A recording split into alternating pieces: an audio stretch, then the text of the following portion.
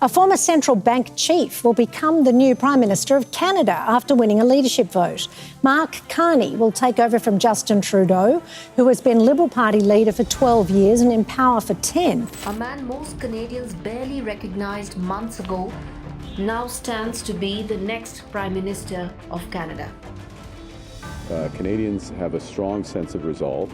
We're going to stand up collectively for Canada, and we're going to build our economy here in Canada first and foremost. In a decisive and assertive response to escalating tensions with the United States, Canada's newly appointed Prime Minister, Mark Carney, delivered a powerful victory speech on March 9, 2025, firmly rejecting President Donald Trump's recent threats of annexation and punitive tariffs. My government will put into action our plan to build a stronger economy, to create new trading relationships with reliable trading partners, and to secure our borders. Carney's address underscored Canada's unwavering sovereignty and resilience in the face of external pressures. Carney, a distinguished economist and former central banker, ascended to the leadership of the Liberal Party following Justin Trudeau's resignation. His election comes at a critical juncture, with U.S.-Canada relations strained due to President Trump's aggressive trade policies and provocative rhetoric. In his speech, Carney unequivocally stated, "America is not Canada, and Canada never, ever will be part of America in any way, shape, or form."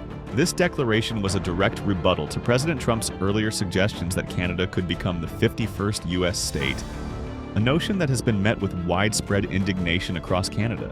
Trump's administration had imposed a 25% tariff on Canadian goods, citing concerns over drug trafficking and illegal immigration as justifications. These measures have been perceived by many Canadians as an affront to their nation's sovereignty and economic stability. In his address, Carney highlighted the gravity of the situation, asserting that the U.S. administration's actions aim to destroy our way of life.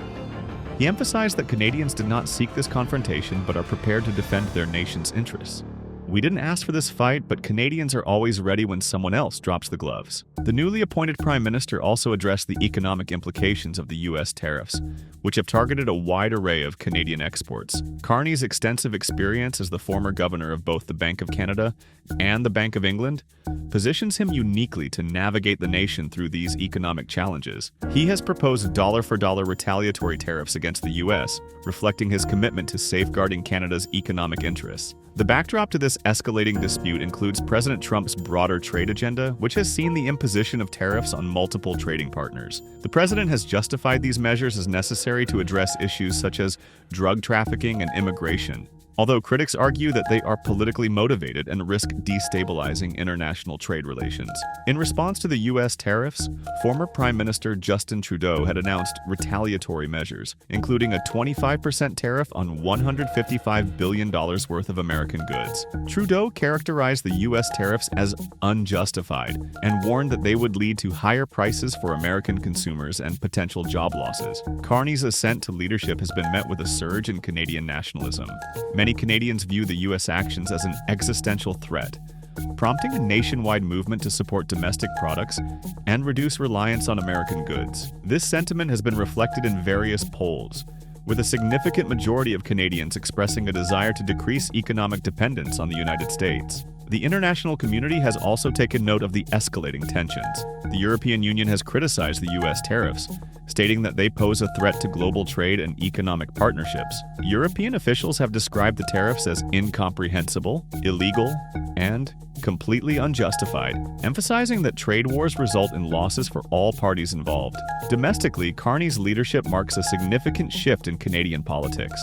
As an individual with a robust background in economics but limited political experience, he represents a departure from traditional political figures. His outsider status, coupled with his expertise, is seen as an asset in addressing the current economic and diplomatic challenges facing Canada. Looking ahead, Carney faces the formidable task of uniting the nation and reinforcing Canada's sovereignty in the face of external pressures. His administration will need to navigate the complexities of international trade, address domestic economic concerns, and bolster national unity. The upcoming federal election will serve as a critical juncture for Canada, determining the nation's trajectory in these uncertain times. In conclusion, Prime Minister Mark Carney's emphatic rejection of President Trump's annexation threats and punitive tariffs underscores Canada's steadfast commitment to its sovereignty and way of life. As tensions between the two nations continue to simmer, Canada's leadership and citizens alike remain resolute in defending their nation's interests on the global stage.